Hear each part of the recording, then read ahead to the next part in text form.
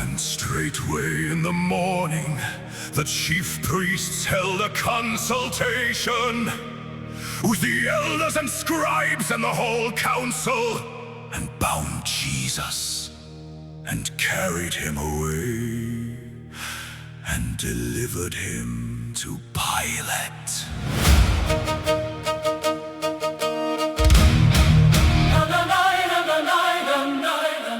And Pilate asked him, "Art thou the king of the Jews?" And he answering said unto him, "Thou sayest it." And the chief priest accused him of many things, but he answered nothing. And Pilate asked him again, saying, "Answerest thou nothing? Behold how many things they witness against thee."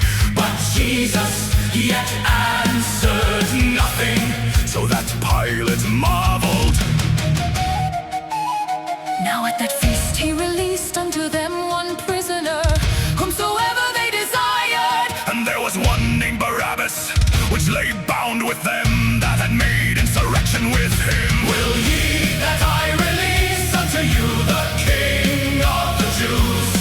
But the chief priest moved the people that he should rather release Barabbas unto them. "What will ye then that I shall do unto him whom ye call the King of the Jews?" And they cried out again, "Crucify him!" Why, what evil hath he done? And they cried out the more exceedingly, "Crucify him!" And so Pilate, willing to content the people, released Barabbas unto them, and delivered Jesus when he had scourged him to be crucified.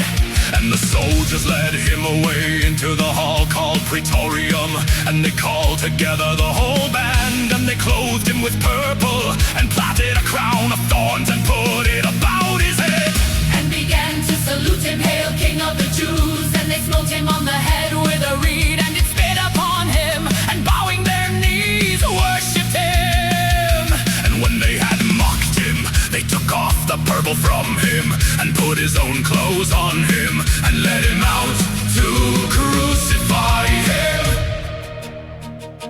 And they compel one Simon, a Cyrenian, who passed by coming out of the country, the father of Alexander and Rufus, to bear his cross. And they bring him unto the place Golgotha, which is being interpreted, the place of a skull. And they gave him to drink wine mingled with myrrh, but he received it not. And when they had crucified him, they parted his garments, casting lots upon them. And it was the third hour, and they crucified him. And the superscription of his accusation was written over, "The King of the Jews." And with him they crucified two thieves, the one on his right hand and the other on his left. And they that passed by railed on him, wagging their heads and saying, "Ah, thou that destroyest the temple, and buildest it in 3 days, save thyself and come down from the cross."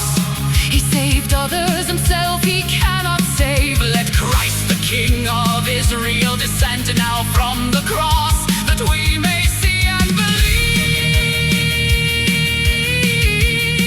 And when the 6th hour was come, there was darkness over the whole land until the 9th hour.